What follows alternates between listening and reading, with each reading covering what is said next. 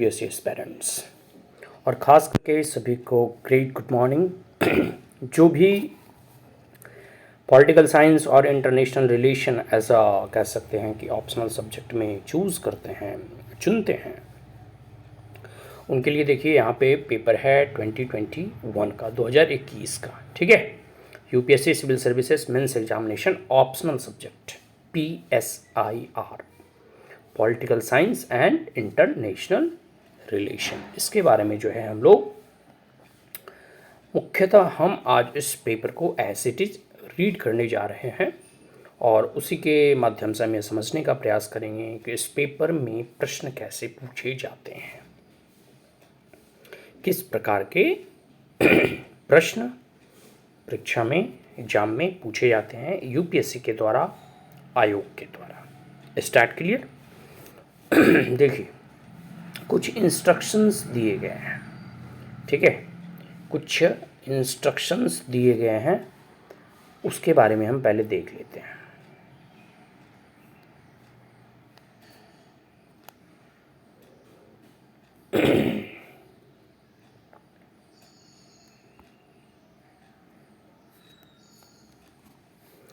सबसे जो पहला इंस्ट्रक्शन है ना, ये देखिए पेपर 1 है। हर एक ऑप्शनल के 2 पेपर होते हैं, ये पेपर 1 है। समय जो है 3 घंटे का मिलता है और मैक्सिमम मार्क्स जो है 250 नंबर का है। सभी को मालूम है, ये तो जनरल चीज़ है।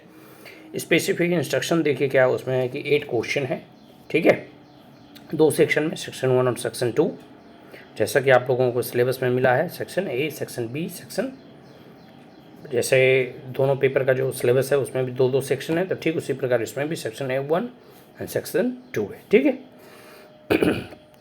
हिंदी में भी और अंग्रेजी दोनों में ये पब्लिश होते हैं। आपको एटलीस्ट 5 क्वेश्चन करना है, लेकिन क्वेश्चन 1 एंड क्वेश्चन 5 जो है कंपलसरी है और बाकी आप 3 क्वेश्चन किसी भी सेक्शन से आप चूज करके जो है कर सकते हैं। और कौन प्रश्न कितने नंबर का है वो सब क्वेश्चन के इर्द गिर्द ही इंडिकेट किए हुए हैं। फिर वर्ड लिमिट पे भी ध्यान देना है कि जितने शब्दों की सीमा बताई गई है उन्हीं शब्दों की सीमा के अंतर्गत आपको आपके प्रश्नों का उत्तर देना है। अटेम्प्ट आपको सिक्वेंशियल ऑर्डर में करना है, ये नहीं कि मतलब पहले 5वां कर लिए फिर 4था कर लिया, नहीं।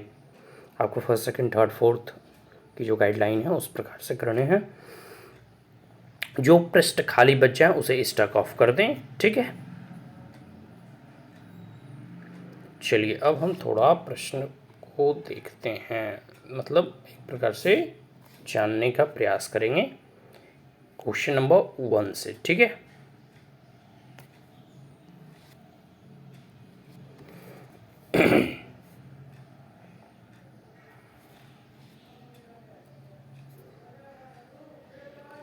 प्रश्न क्वेश्चन नंबर 1 से हम ये देखेंगे। तो सबसे पहला है कि निम्नलिखित में से प्रत्येक पर लगभग 150 शब्दों में टिप्पणी कीजिए। मतलब वी हैव टू गिव और comment on this following question on at least 150 word, ठीक है। 150 जो है शब्दों में हमें प्रश्नों का उत्तर जो है देना है। सबसे पहला क्वेश्चन है 1 का A, feminist critique of the state. देखिए हम यहाँ जो है डिटेल कोई डिस्कशन करने नहीं जा रहे हैं, बस हम पेपर को समझने का प्रयास करेंगे ताकि किस प्रकार के प्रश्न पूछे जाते हैं इसका हमें जो है एक ओवरव्यू मिल जाए, ठीक है। 1 का बी है एफर्मेटिव एक्शन, स्वीकारात्मक कार्रवाई। सी का है equality of outcome as a political idea, ठीक है, राजनीतिक विचार के रूप में परिणाम की समानता।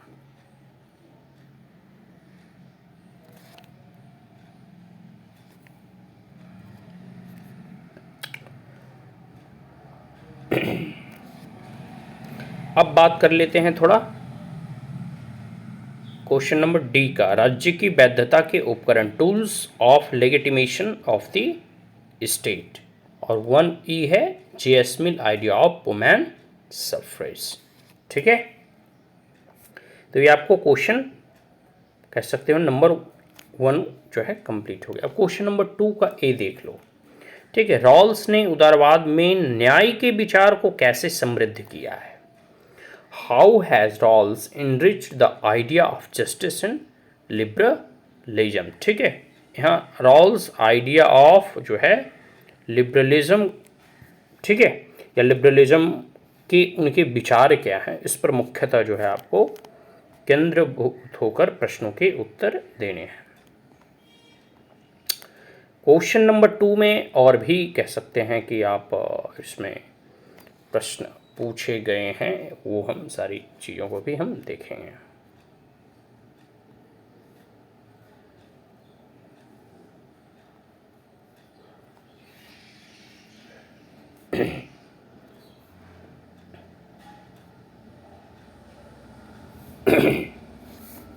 देखिए, क्वेश्चन नंबर 2 का 1 ऑलरेडी हम लोग डिस्कस कर चुके हैं कि how has the Rawls in the idea of justice and liberalism.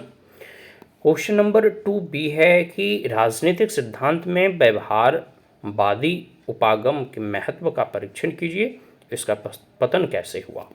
Examine the importance of behavioural approach in political theory.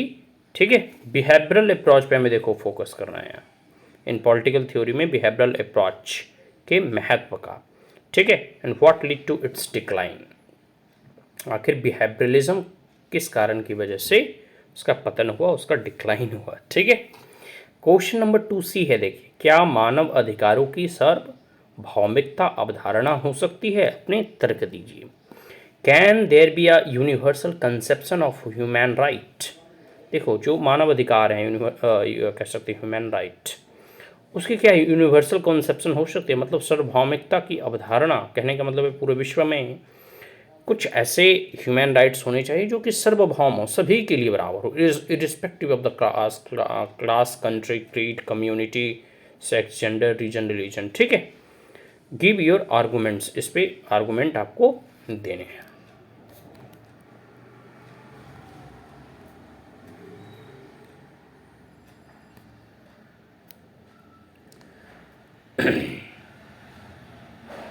अब जो है क्वेश्चन नंबर 3 पर हम लोग जो है बात करेंगे। सबसे पहले है 3 का ए, हम देखेंगे कि राजनीति के अरस्तुवादी दृष्टिकोण की व्याख्या कीजिए। आपके विचार में इनके आधुनिक संवैधानिक लोकतंत्र के विकास में किस सीमा तक योगदान दिया है। Explain the Aristotelian view of politics.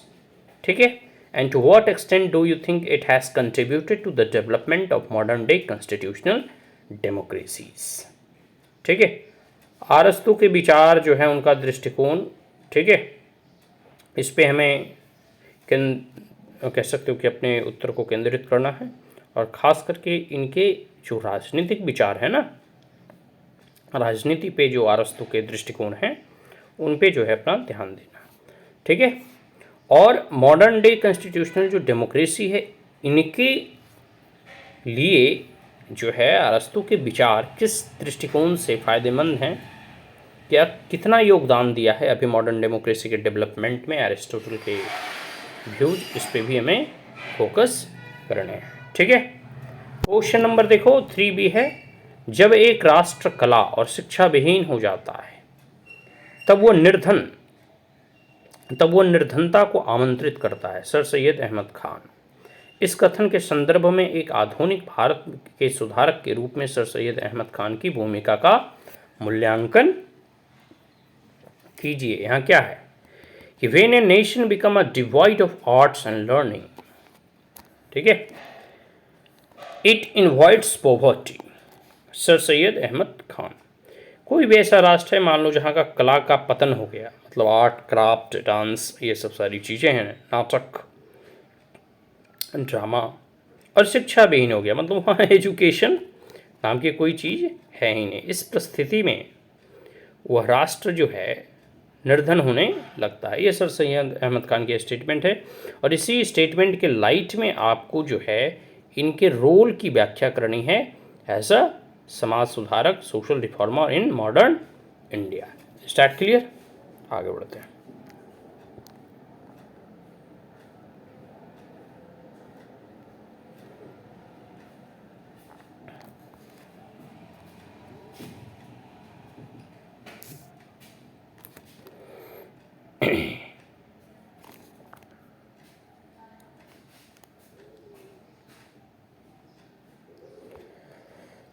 चलिए अब देखिए क्वेश्चन नंबर 3 का एक क्वेश्चन और है सी। उसमें है कि राजनीतिक विचारधारा मुख्यतः सत्ता के आवंटन और उपयोग से संबंधित है। Political ideology is primarily concerned with the allocation and utilisation of power. इस पे आपको टिप्पणी करना है, ठीक है। 15 नंबर के ये क्वेश्चन है। अब क्वेश्चन नंबर हम 4 देखेंगे। 4A, क्या आपके विचार में बौद्ध परंपराओं ने प्राचीन भारतीय राजनीतिक चिंतन को अधिक नैतिक आधार प्रदान किया है? अपने तर्क दीजिए। Do you think that the Buddhist traditions have lent greater ethical foundation to the ancient Indian political thought? Give your argument.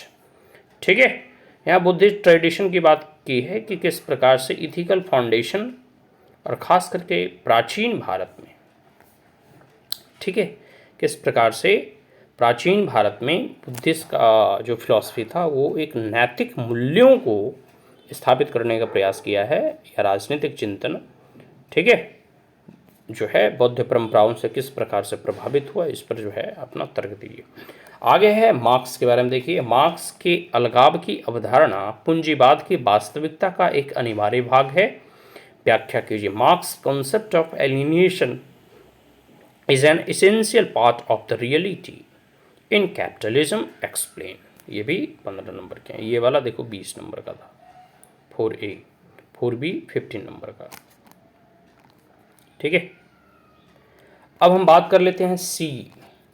स्वतंत्र एवं निष्पक्ष विमर्श लोकतंत्र की नींव की कुंजी है, व्याख्या कीजिए।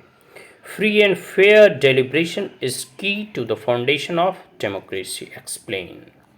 किस प्रकार से फ्री एंड फेयर होना चाहिए? क्या?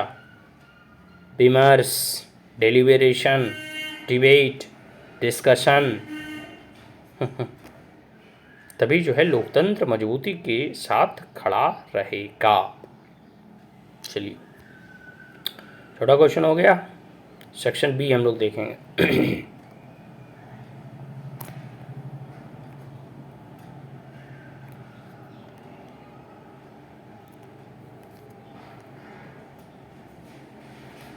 ये देखिए सेक्शन बी आ गया, ठीक है।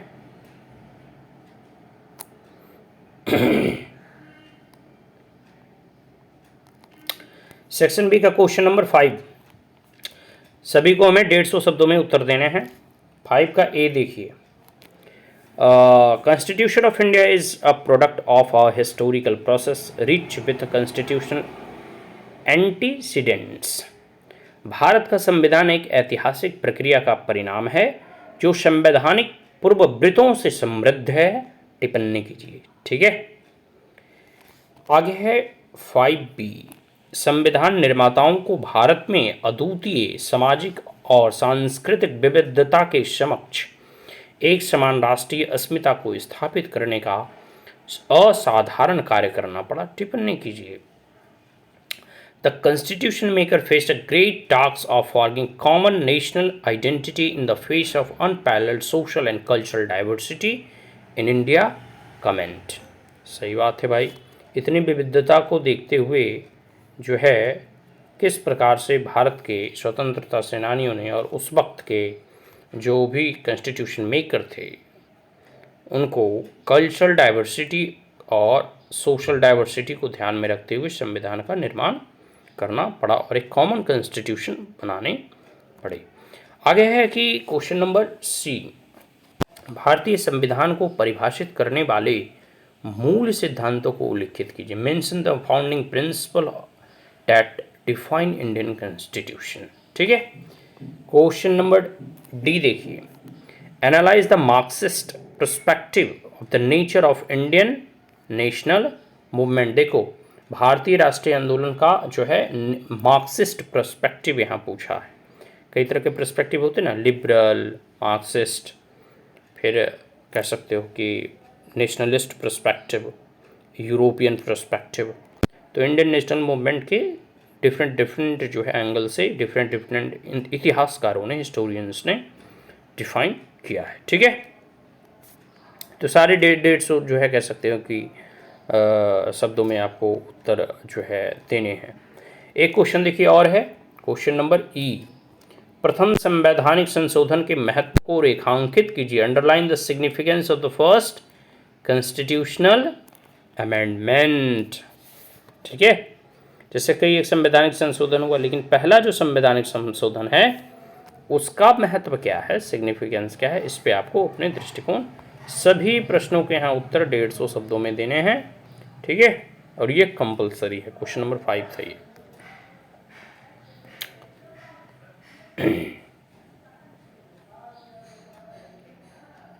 क्वेश्चन नंबर 6 देखेंगे, 6A।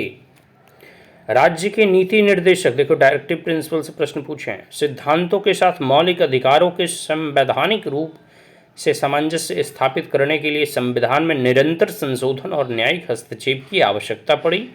टिप्पणी कीजिए।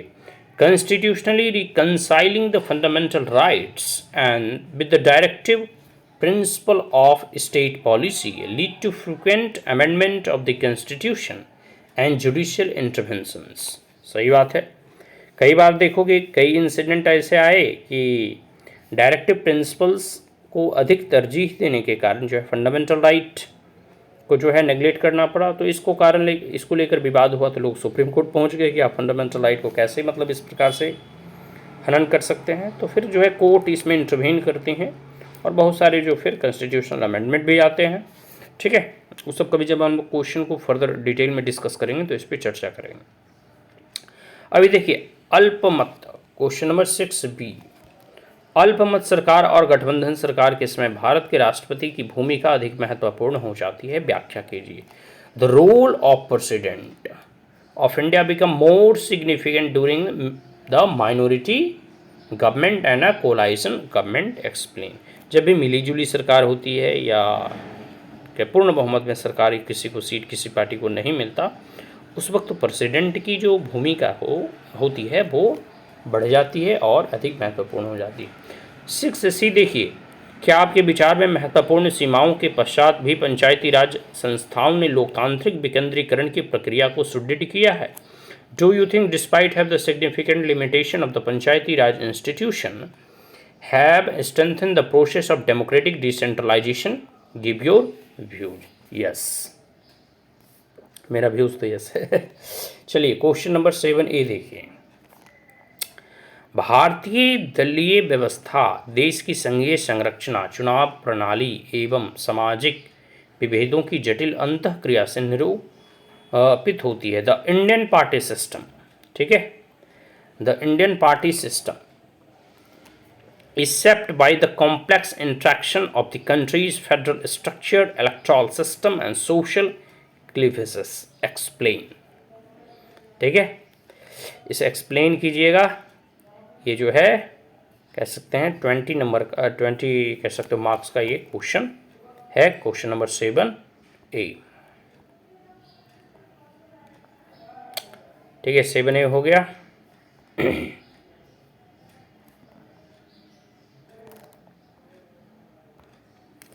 चलिए अब 7B देख लेते हैं। क्या आपके विचार में भारत के विभिन्न क्षेत्रों में जिस आधार पर नए राज्यों के निर्माण की मांग उठाई गई है उसमें अनुक्रमिक परिवर्तन हुए? Do you think there has been a gradual shift on the basis on which the demand for the creation of new state have been raised in different region of India? Explain. अब आ जाते हैं 7C। आर्थिक सुधारों की पहल से विकास दर में गति वृद्धि होने के पश्चात भी भारत के सामाजिक विकास परिणामों में आया आंशिक सुधार क्या प्रतिपादित करता है? What explains India modest improvement in social development outcomes even at the rate of a growth has accelerated since initiation of economic reform? ठीक है, ये भी 15 मार्क्स के। अब हम क्वेश्चन नंबर 8 देखेंगे जो कि आखिरी क्वेश्चन है इस प्रश्न पत्र का, पेपर 1 का। 8A देखिए, चुनावी लोकतंत्र की सफलता का श्रेय आंशिक रूप से भारत के चुनाव आयोग की स्थिति और भूमिका को दिया जा सकता है, व्याख्या कीजिए। The success of electoral democracy can partly be attributed to the status and role of election commission in of India, explain. Question number B देखिए 8B, एक संवैधानिक न्यायालय के रूप में भारत के सर्वोच्च न्यायालय की अधिकारिता के विकास का परीक्षण कीजिए। Examine the evolution of jurisdiction of supreme court of India as a constitutional court. Now question number 8C, व्याख्या कीजिए कि भारत की लोकतांत्रिक राजनीति में कैसे एक सामाजिक कोटि के रूप में भी जाति भी एक राजनीतिक कोटि में परिवर्तित हो रही है। Explain how caste as a social category also becoming a political category in the democratic politics of India. ठीक है, तो ये पूरे के पूरे PSIR, ठीक है, पॉलिटिकल साइंस और इंटरनेशनल रिलेशन के प्रश्न पत्र जो हैं थे, जो हमने यहाँ आपको एज इट इज़ पढ़ के यहाँ आपको बताया। UPSC CSE ये 2021 के प्रश्न पत्र थे। ठीक है, PSIR पॉलिटिकल साइंस और इंटरनेशनल रिलेशन पेपर 1, हम लोग पेपर 1 भी देखेंगे, पेपर जो है उसके बाद फिर 2022 का प्रश्न पत्र भी देखेंगे। So that's all, thank you, and if you are the first time on my channel then like it, share it as well as subscribe it. Thank you and have a great day.